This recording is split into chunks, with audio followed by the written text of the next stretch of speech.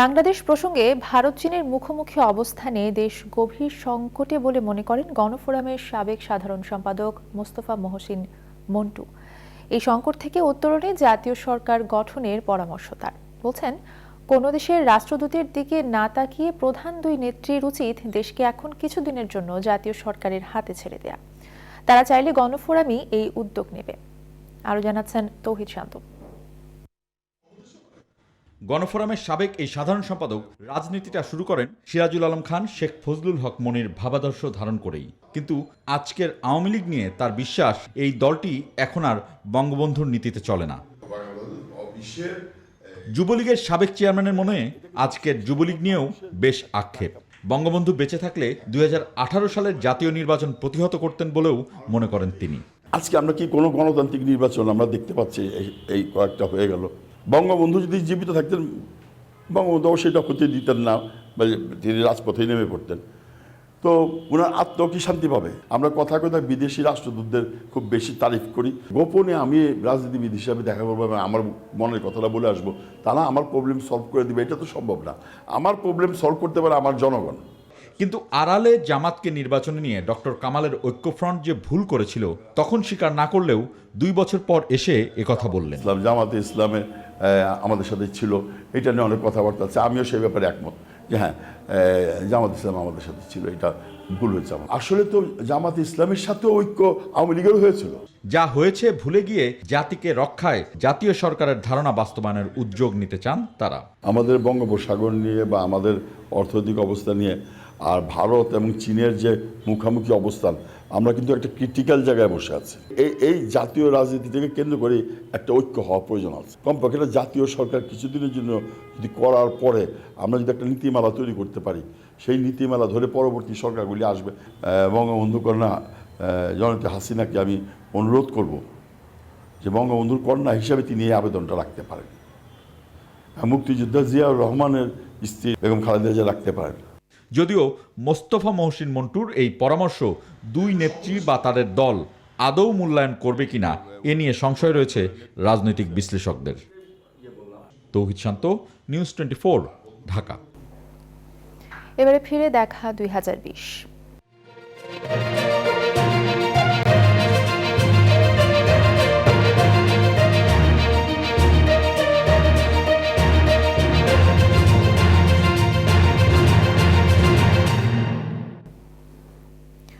নতুন বছরে স্বাধীনতার সুবর্ণ জয়ন্তীতে পা রাখবে বাংলাদেশ। তবে গৌরবোজ্জ্বল বছরে পা রাখলেও করোনার ছোবল ওলট পালট করে দিয়েছে 2020 সালের বিশ্ব অর্থনীতি, যার অভিঘাতে বছর জুড়ে বিপর্যস্ত ছিল দেশের ব্যবসা বাণিজ্য, রপ্তানি ও কর্মসংস্থান। দারিদ্র্যের তালিকায় যুক্ত হয়েছে অনেক নতুন মুখ। এর মাঝেও অর্থনীতিতে কিছুটা আশার আলো জুগিয়েছে প্রবাসী আয়, রেকর্ড রিজার্ভ এবং প্রবৃদ্ধি। তুলনামূলক নিয়ন্ত্রণে ছিল মূল্যস্ফীতির চাপও। সব মিলে কেমন ছিল 2020-এর অর্থনীতি, সেই বিশ্লেষণ তুলে ধরছেন বাবু কামরুজ্জামান। ক্যালেন্ডারের পাতায় কালো অধ্যায় খচিত বছর হয়ে থাকবে 2020 সংখ্যাটি। কোভিড-19 ছোবলে লাখো প্রান্ত গেছেই, বিশ্ব অর্থনীতির সব সমীকরণও গেছে পাল্টে। গোটা বিশ্বের মতো বাংলাদেশও বছর জুড়ে মোকাবেলা করেছে বহু চ্যালেঞ্জ। তবে চূর্ণ বিচূর্ণ অর্থনীতিতে প্রায় সারা বছর ঘুরে ফিরে এসেছে কোভিড-19-এর অভিঘাত। নজিরবিহীন এক মহামারীর বাস্তবতা কাঁধে নিয়েই অনিশ্চিত বছরে 5,68,000 কোটি টাকার বাজেট ঘোষণা করেন অর্থমন্ত্রী। সরকারের পরিকল্পনা কমিশনের সাধারণ অর্থনীতি বিভাগের প্রতিবেদন বলছে, করোনা সংক্রমণ শুরুর পর জুন শেষে দারিদ্র্যের হার বেড়ে 29.4% এবং অতিদারিদ্র্যের হার 20.5% ঠেকেছে, যা করোনার আগেও ছিল অর্ধেক। বিপর্যস্ত অর্থনীতিতে ক্ষুদ্র, মাঝারি কিংবা রপ্তানি খাত সংকুচিত হয়ে এসেছে সবারই ব্যবসায়িক আকার। ধস নামে শিল্প উৎপাদনে, চাঙ্গা হতে থাকা আবাসন খাতেও নেমে আসে বিপর্যয়। রপ্তানির শীর্ষ খাত তৈরি পোশাকের অবস্থান বিশ্ববাজারে ধরে রাখলেও করোনার শুরুতেই এপ্রিল পর্যন্ত ক্রয়াদেশ বাতিল ও স্থগিত হয় প্রায় $3 বিলিয়ন। সব মিলে পোশাকের রপ্তানি প্রবৃদ্ধি কমে প্রায় 18%। কেবল 2020 নয়, নতুন অর্থবছরের জন্য সবচেয়ে বড় অভিঘাত নামে চাকরির বাজারে। বিশ্বব্যাংক গোষ্ঠীভুক্ত প্রতিষ্ঠান আইএফসির এক সমীক্ষায় দেখা যায় কোভিড-19-এর কারণে দেশের অতি ক্ষুদ্র ও মাঝারি ব্যবসা প্রতিষ্ঠানগুলোতে কর্মরত ৩৭% লোক বেকার হয়েছেন। আমরা যে ধরেন একটা তলানিতে গিয়েছিলাম মার্চ, এপ্রিল, মে মাসে, সেখান থেকে অনেকটা বেরিয়ে আসা সম্ভব হয়েছে। সবাই একইভাবে বের হতে পারেনি। তবে করোনার সাথে লড়াই করেও দেশের অর্থনীতিতে আশার সঞ্চার করেছে রেমিটেন্স বা প্রবাসী আয়। 11 মাসে আদায় প্রায় ২,০০০ কোটি টাকা, দেশের ইতিহাসে যা সর্বোচ্চ। এছাড়া বিজয়ের মাসে দেশের রিজার্ভ ছাড়িয়ে যায় $৪২ বিলিয়ন। ২০২০ সালে প্রবৃদ্ধির পূর্বাভাসে দক্ষিণ এশিয়ায় অন্যতম শীর্ষ অবস্থানে থাকার আন্তর্জাতিক পূর্বাভাসও মিলেছে বাংলাদেশের। কর্মসংস্থান এবং উৎপাদনে গ্রামীণ অর্থনীতিতে শহরের তুলনায় অনেক কম আঘাত এসছে। অর্থনীতি বিপর্যস্ত থাকলেও মূল্যস্ফীতির খুব বেশি বাড়তি চাপ নিতে হয়নি সাধারণ মানুষকে, যা খানিকটা স্বস্তি দিয়েছে করোনাকালীন অর্থনীতিকে। বিবিএসের আগস্টের সাময়িক হিসেবে উঠে আসে করোনার মাঝেও দেশের মাথাপিছু আয় ছাড়ায় $২,০০০, বছর ব্যবধানে যা বেড়েছে $১৫৫। শত বাধা আর প্রতিকূলতা সত্ত্বেও কোনো কিছুতেই দমানো যায়নি সবুজ শ্যামল অদম্য বাংলাদেশকে। তাই তো মহামারীর ক্ষতচিহ্ন কাটিয়ে নতুন বছরে নতুন প্রত্যয় নিয়ে ঘুরে দাঁড়াবে লড়াকু বাংলাদেশ, এমন শুভকামনার প্রত্যয় থাকছে 2021-এর জন্য। বাবু কামরুজ্জামান, নিউজ 24, ঢাকা। দেওয়ানবাগ দরবার শরীফের পীর দেওয়ান বাগী আর নেই। সোমবার ভোর 6:48 তিনি ইন্তেকাল করেন। ইন্না লিল্লাহি ওয়া ইন্না ইলাইহি রাজিউন। মৃত্যুকালে তার বয়স হয়েছিল 70 বছর। আজ ভোরের দিকে তিনি নিজ বাসায় স্ট্রোক করেন। পরে ইউনাইটেড হাসপাতালে নিলে ডাক্তার তাকে মৃত ঘোষণা করেন। পীরের মৃতদেহ আরামবাগে নেওয়া হয়েছে। দেওয়ানবাগী পীরের নাম মাহবুবে খোদা, তবে তিনি দেওয়ানবাগী নামেই অধিক পরিচিত।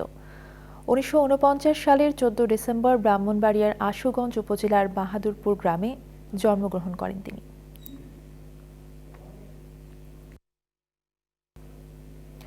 ইসলামিক ফাউন্ডেশনের জাকাত তহবিলের অর্থ আত্মসাৎ মামলায় অভিযোগ গঠনের শুনানি আবারও পিছিয়েছে।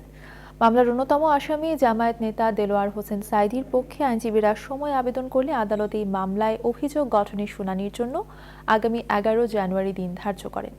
শুনানি শেষে পুরান ঢাকার বকশীবাজার আলিয়া মাদ্রাসা মাঠে স্থাপিত অস্থায়ী ঢাকার বিশেষ জজ আদালত 1-এর বিচারক সৈয়দা হোসনে এই আদেশ দেন। এর আগে সকাল 9:50 গাজীপুরের কাশিমপুর কারাগার থেকে অর্থ আত্মসাতের মামলায় 4 শুনানির জন্য মানবতাবিরোধী অপরাধে আমৃত্যু কারাদণ্ডপ্রাপ্ত জামায়াত নেতা মাওলানা দেলোয়ার হোসেন সাইদিকে আদালতে হাজির করা হয়। তিনি সহ এই মামলার 6 জন আসামি রয়েছেন। ওনারা বলছেন যে ওনাদের কিছু প্রয়োজনীয় কাগজপত্র ওনারা পান নাই, যদিও আমাদের কাছে ওনারা চান নাই। মাননীয় আদালত বলেছেন যে কাগজপত্রগুলি সরবরাহ করে আগামী মাসের 11 তারিখ অর্থাৎ জানুয়ারি মাসের 2021 সালের এটা 4 শুনানির জন্য ডেট ফিক্স করা হয়েছে। সংবাদের সময় হলো একটি বিরতি, সঙ্গেই থাকুন। আবার স্বাগত, দেখছেন দিনের সংবাদ। করোনার দ্বিতীয় ঢেউয়ের কারণে দিন দিন কঠিন হয়ে উঠছে এক দেশ থেকে অন্য দেশে যাতায়াত প্রক্রিয়া।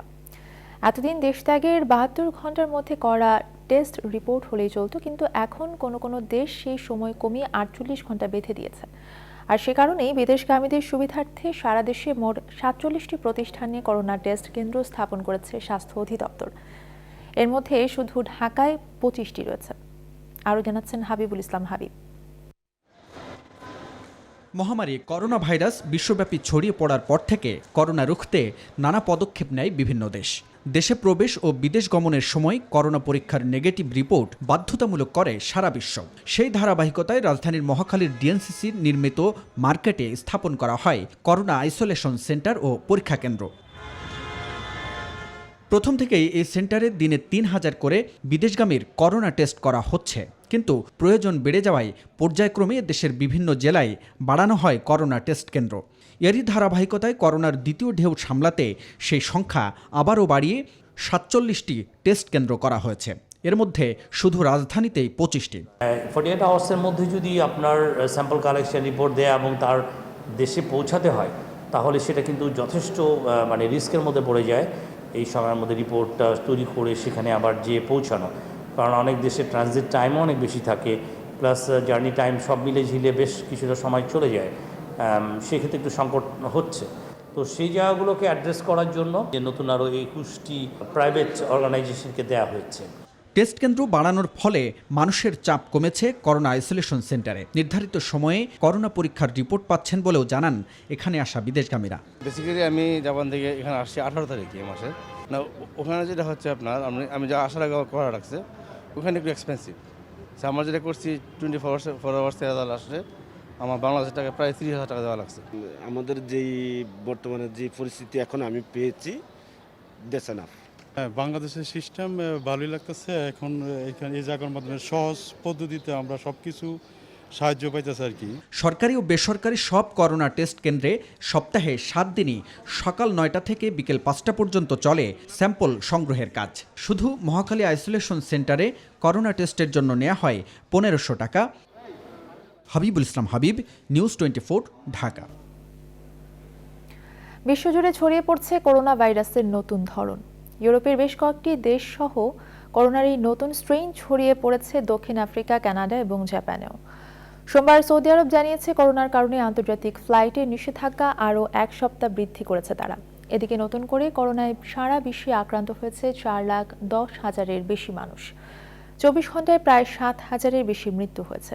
এ নিয়ে সারা বিশ্বে প্রাণহানি ছাড়ালো 17,71,000।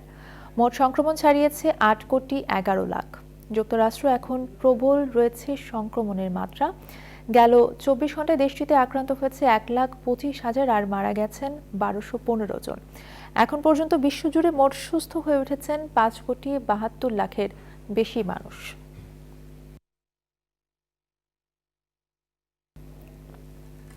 অবশেষে করোনা মোকাবেলায় মার্কিন কংগ্রেসে পাশ হওয়া $90,000 কোটি প্রণোদনা বিলে সই করলেন প্রেসিডেন্ট ডোনাল্ড ট্রাম্প।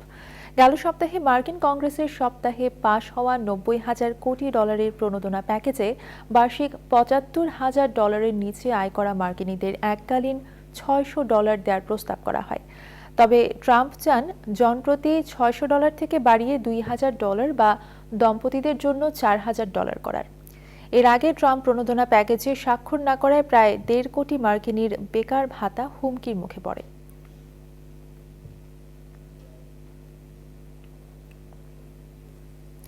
উত্তরাঞ্চলের জেলাগুলোতে এখনো কমেনি শীতের দাপট। গেল 2 দিন ধরে কুয়াশার দাপট কিছুটা কমলেও বেড়েছে শীত। সোমবার দেশের সর্বনিম্ন তাপমাত্রা রেকর্ড করা হয়েছে চুয়াডাঙ্গায় 7.5 ডিগ্রি সেলসিয়াস। কুড়িগ্রামে ভোরবেলার সূর্যের দেখা মিললেও বিকেলের পর থেকে হিমেল ঠান্ডা হওয়ায় বিপর্যস্ত জনজীবন। সবচেয়ে বেশি দুর্ভোগী নিম্ন আয়ের মানুষেরা। দিনাজপুরের ওপর দিয়ে বয়ে যাচ্ছে মৃদু ও মাঝারি ধরনের শৈত্যপ্রবাহ। শীতের সঙ্গে পাল্লা দিয়ে এখানকার হাসপাতালগুলোতে বেড়েছে নিউমোনিয়া, ডায়রিয়া সহ শীতজনিত নানা রোগীর সংখ্যা। আঞ্চলিক আবহাওয়া অফিসের তথ্য মতে সোমবার এই জেলার সর্বনিম্ন তাপমাত্রা রেকর্ড করা হয়েছে 9.7 ডিগ্রি সেলসিয়াস।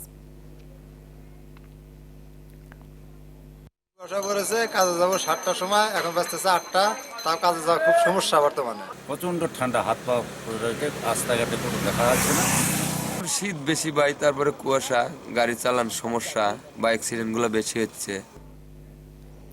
প্রতি বছর সংবাদপত্র বিতরণকারীদের মাঝে কম্বল বিতরণ করেন বসুন্ধরা গ্রুপের চেয়ারম্যান আহমেদ আকবর সোবহান। সেই ধারাবাহিকতা রয়েছে এবারও। সোমবার সকালে ঢাকা সংবাদপত্র হকার্স বহুমুখী সমবায় সমিতি, ঢাকা সংবাদপত্র হকার্স কল্যাণ বহুমুখী সমবায় সমিতি এবং পত্রপত্রিকা বিতরণকারী বহুমুখী সমিতির হাতে বসুন্ধরা গ্রুপের পক্ষ থেকে তুলে দেওয়া হয় এসব কম্বল। এ সময় উপস্থিত ছিলেন বাংলাদেশ প্রতিদিন সম্পাদক এবং নিউজ 24 ও রেডিও ক্যাপিটালের সিইও নঈম নিজাম, দৈনিক কালের কণ্ঠের সম্পাদক এবং কথা সাহিত্যিক ইমদাদুল হক মিলন। বর্তমান করোনা পরিস্থিতি এবং শীতকে উপেক্ষা করে সঠিক সময় সংবাদপত্র পৌঁছে দেবার গুরু দায়িত্ব পালন করে আসছে সংবাদপত্রের হকাররা। বসুন্ধরার পক্ষ থেকে এই সহায়তা সংবাদ শিল্পে কর্মীদের উৎসাহিত করবে বলে জানান কালের কণ্ঠের সম্পাদক।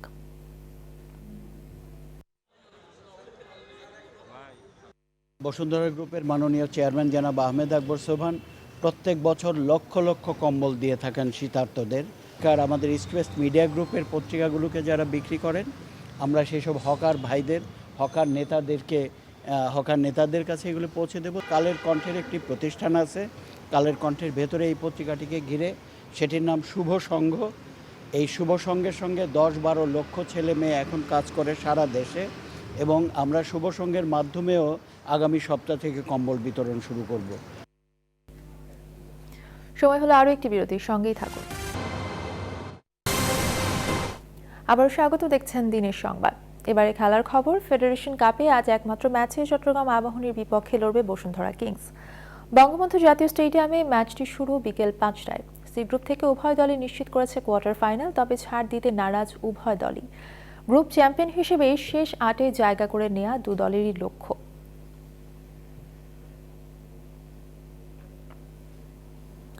গ্লোব সকার অ্যাওয়ার্ডসের শতাব্দী সেরা ফুটবলার নির্বাচিত হয়েছেন ক্রিস্টিয়ানো রোনালদো। রোববার দুবাইয়ের বুর্জ খলিফায় জমকালো এক অনুষ্ঠানে রোনালদোর হাতে তুলে দেওয়া হয় এই সম্মাননা। 2001 থেকে 2020 পর্যন্ত পারফরমেন্সের বিচারে CR7 পেছনে ফেলেছেন তার প্রতিদ্বন্দ্বী লিওনেল মেসিকে। আরও জানাচ্ছেন পার্থবণী।